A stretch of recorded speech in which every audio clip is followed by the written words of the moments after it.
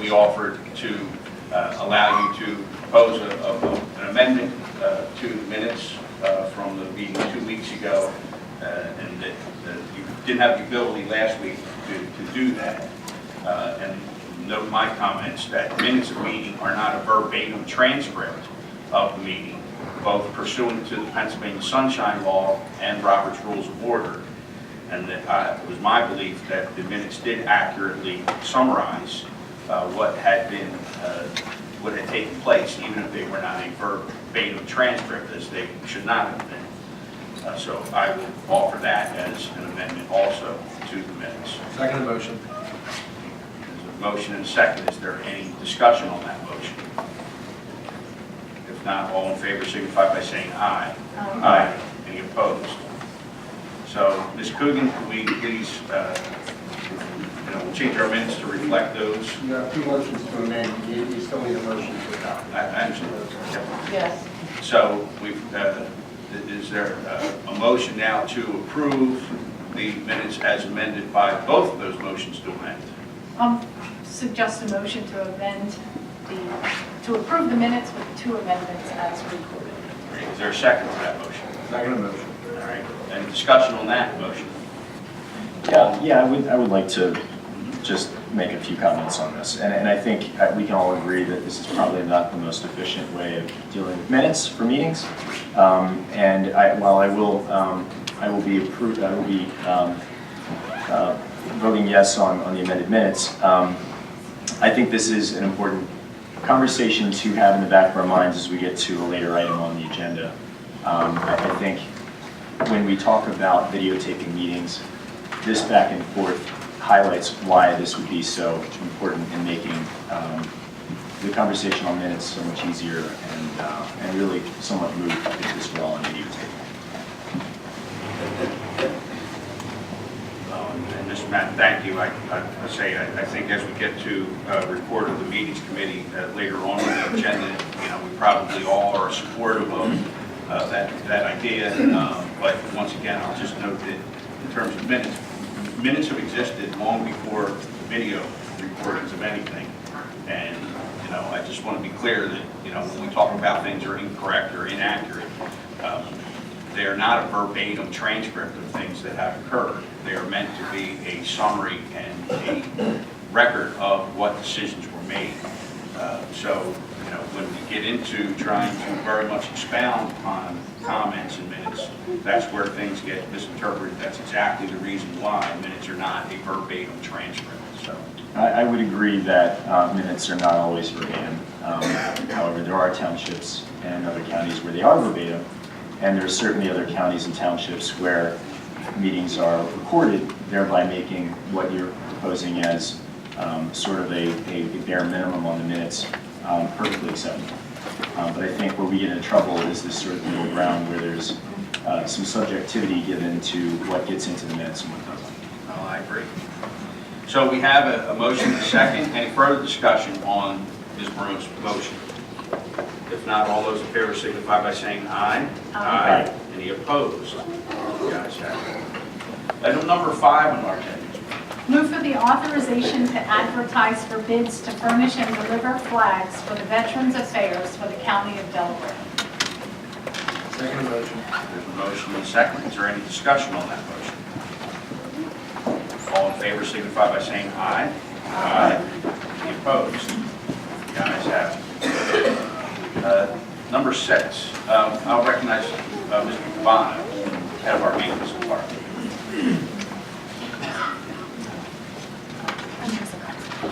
Morning, Chairman, members of council. Before you tonight is the request to award the contract with Smith Flooring Company to the city of Chester in the amount of $74,800. This contract is to install new carpet in the courtroom 7, 8, and 11 in the courthouse. This carpet has been in there over 20 years. We've done maintenance over the years, and it's basically time to update, clean up the courtroom. I request your approval of this item. Thank you, Mr. Devano. Move for the approval to award a contract to Smith Flooring Incorporated to furnish, deliver, and install cane carpet in various courtrooms in Delaware County at a cost not to exceed $74,800, subject to solicitor's approval. Second the motion. There's a motion and a second. Is there any discussion on the motion? Yes, Mr. Chairman. Mr. Devonner, yesterday we had a good conversation about Smith Flooring, what took place in the bid process.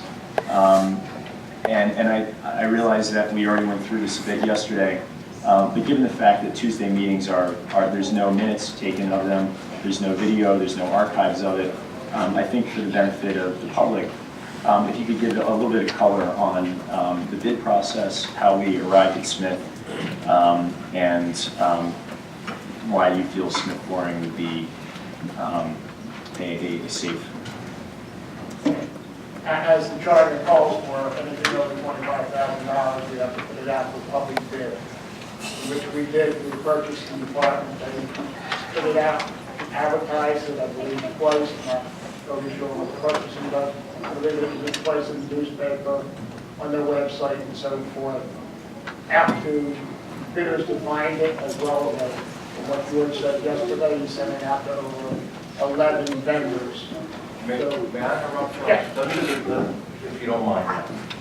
Good morning, members of council, ladies and gentlemen. I'm George Troilo, Director of Central Purchasing. Our office oversees the procurement process, so I think I'm in a better position than Mr. Devano to talk about the procedure of purchasing.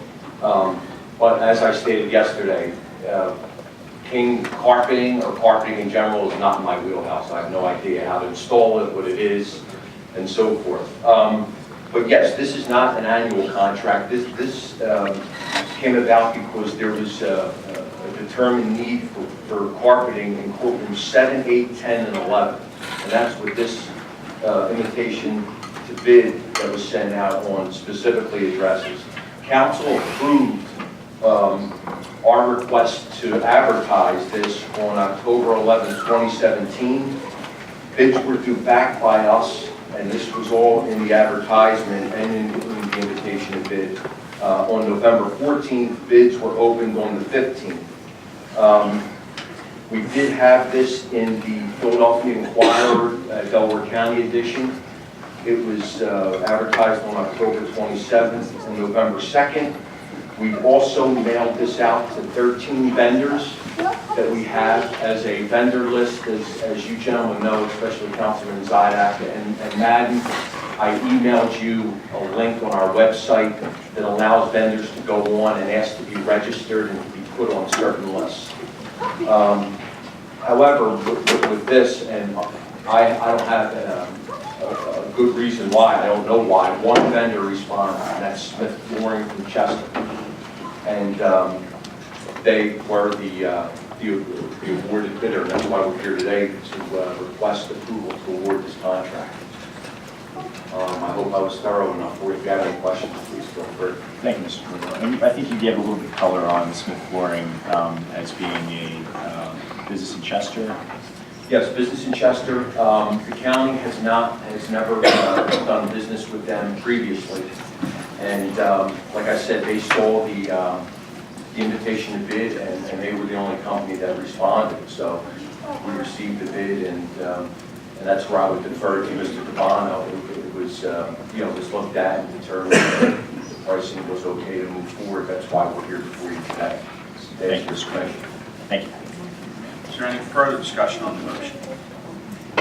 If not, all those in favor of agenda item number 6 signify by saying aye. Aye. Any opposed? The ayes have it. Mr. Pizzani, Phil Pizzani, will recognize for, just give us a description of items 7, 8, and 9.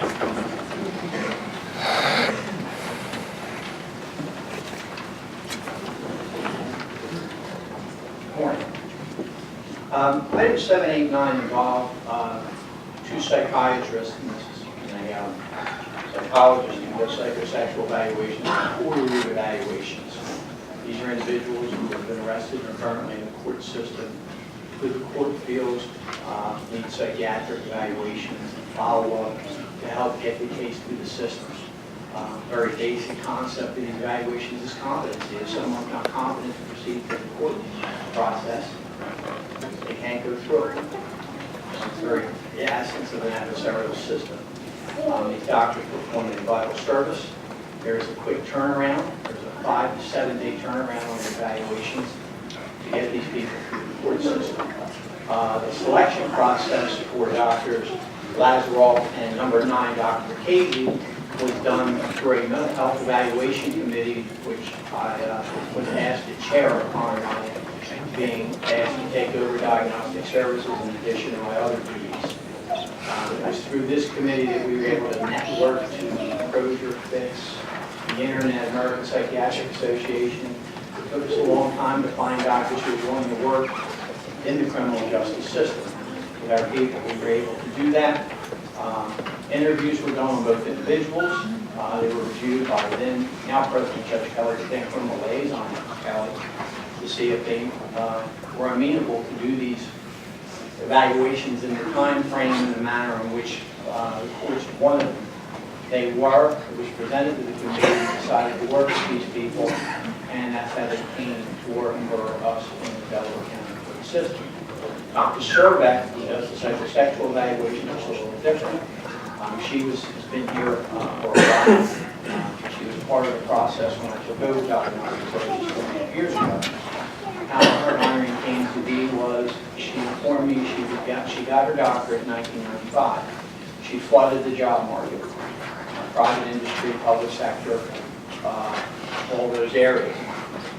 She was contacted by the juvenile court system in 1995, contracted with them to do the evaluations for juvenile. The following year, in 1996, she began working for Diagnostic Services and has had a yearly contract with Diagnostic Services ever since. Why don't you give us an idea about the number of evaluations that are performed by the doctors?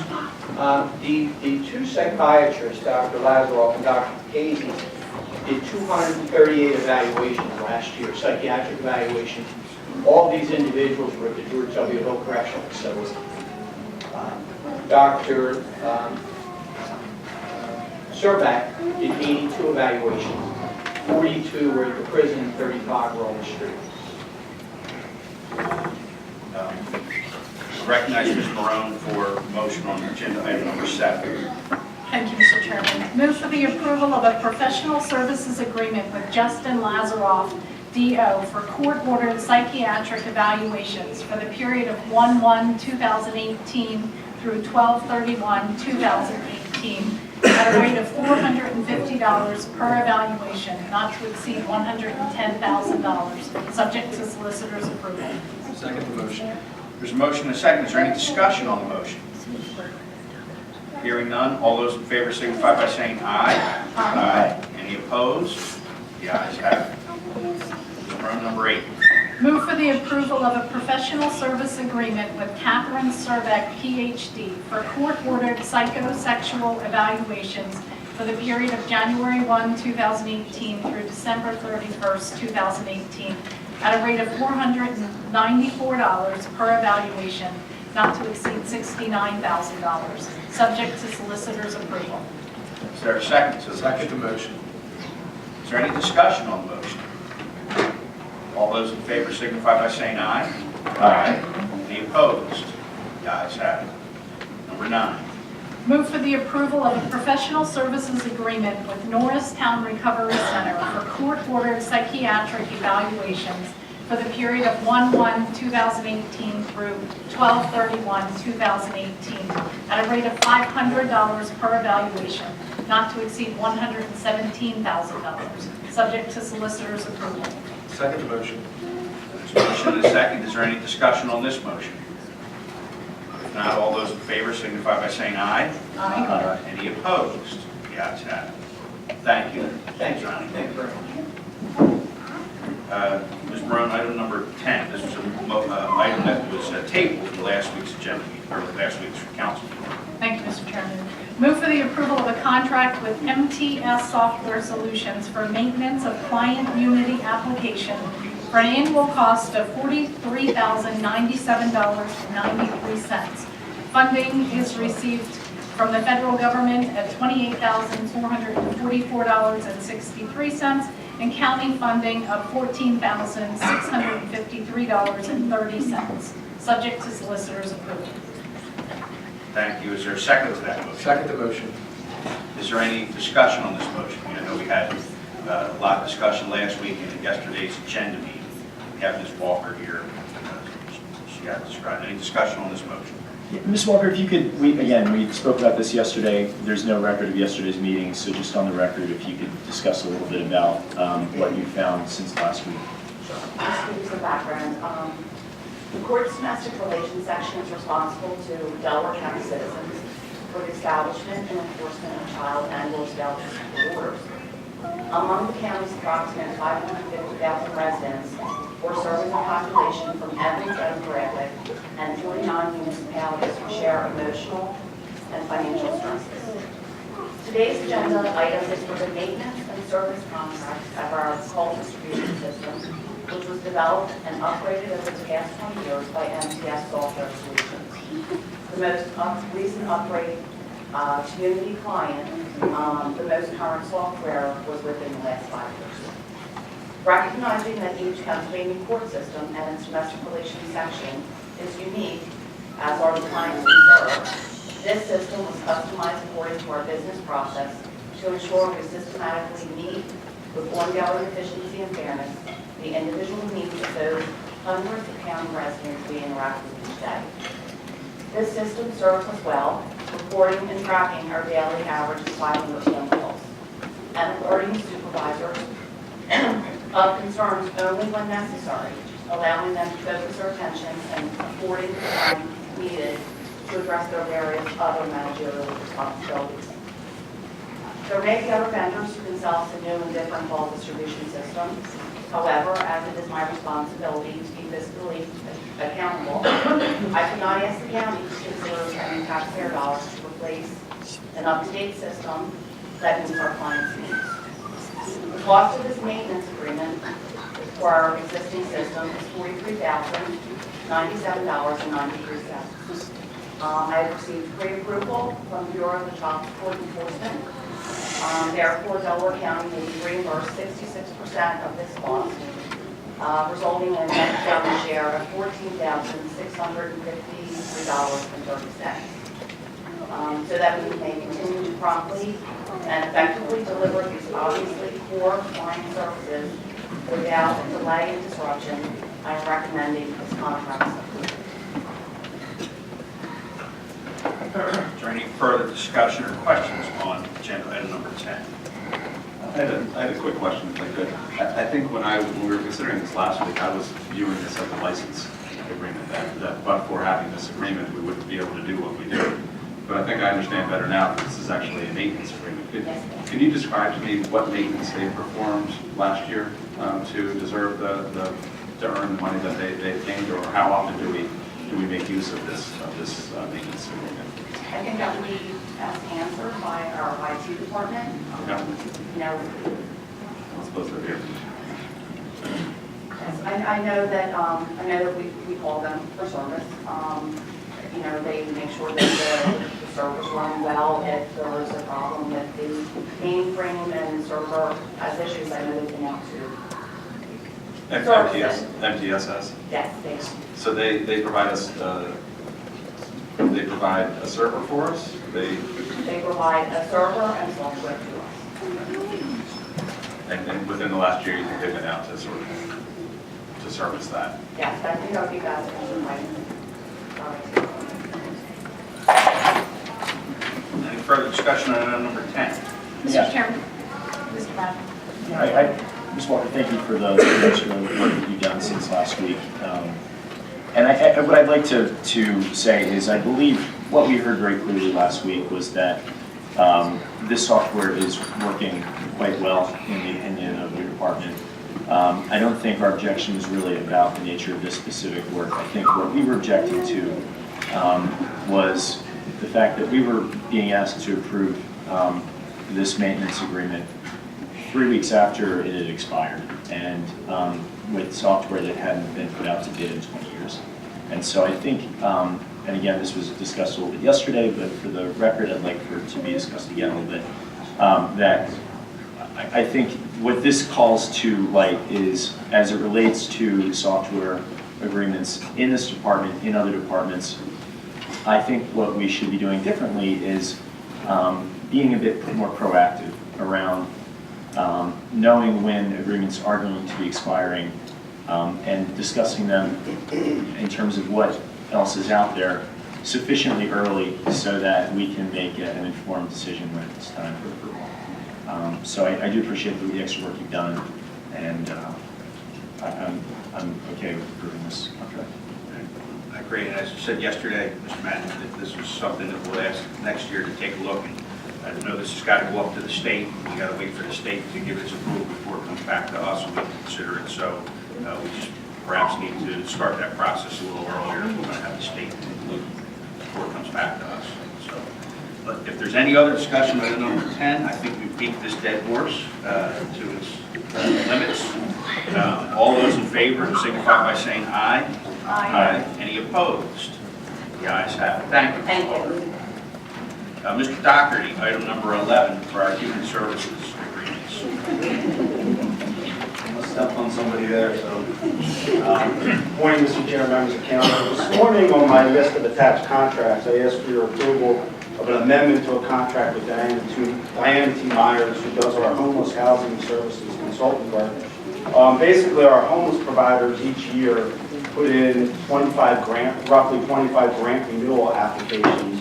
The county, through Adult and Family Services, which is under Human Services, coordinates this and delivers this and submits this to the state.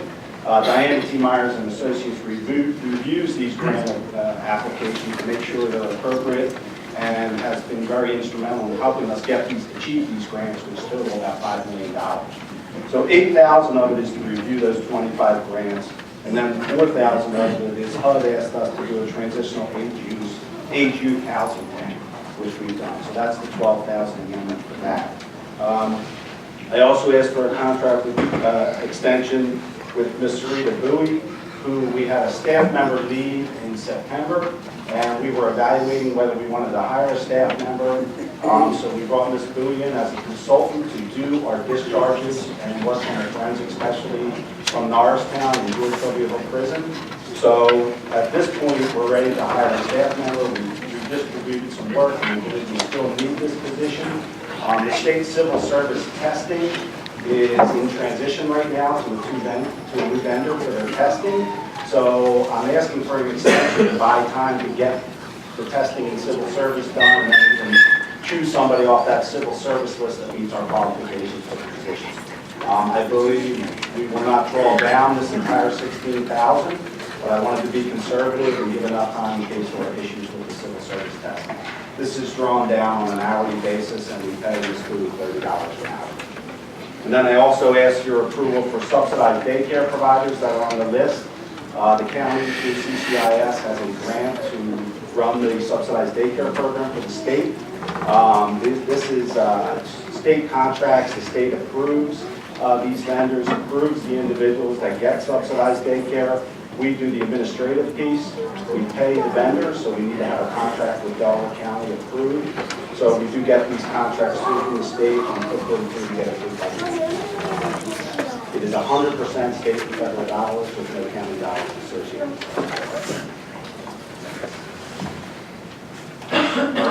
Thank you, Mr. Doherty. Move for the approval of agreements, contracts, and amendments with the human services providers of services as per the attached list, subject to solicitor's approval. Is there a second to the motion? Second the motion. Motion is second. Any discussion on the motion? If not, all those in favor signify by saying aye. Aye. Any opposed? Ayes have it. Thank you, Mr. Doherty.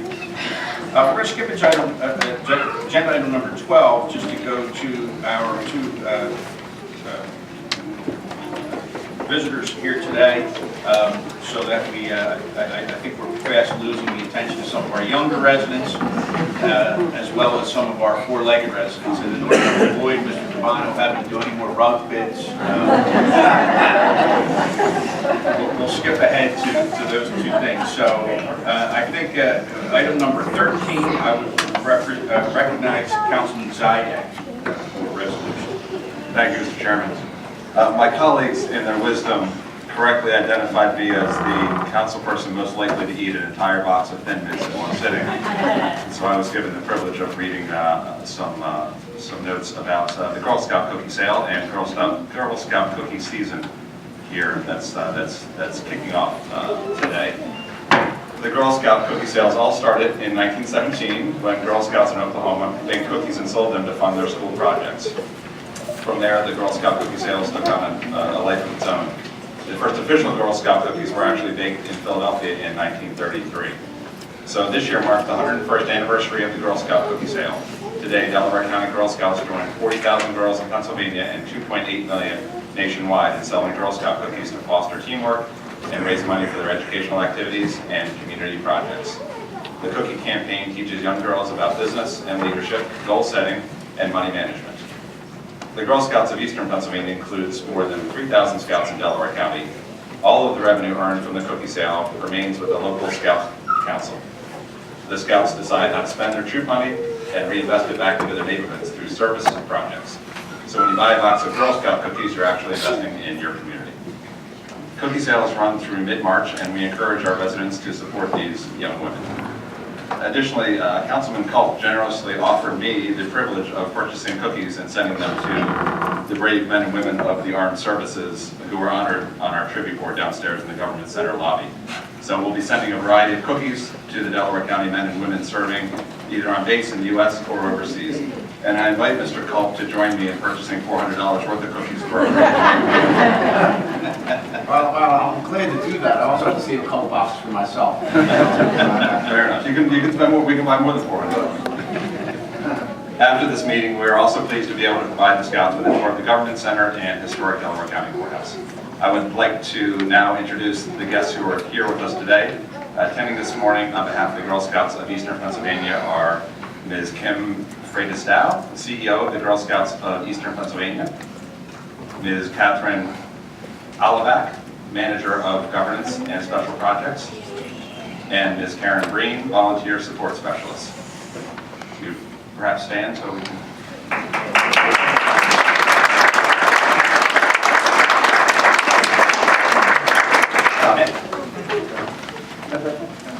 I was going to invite one or all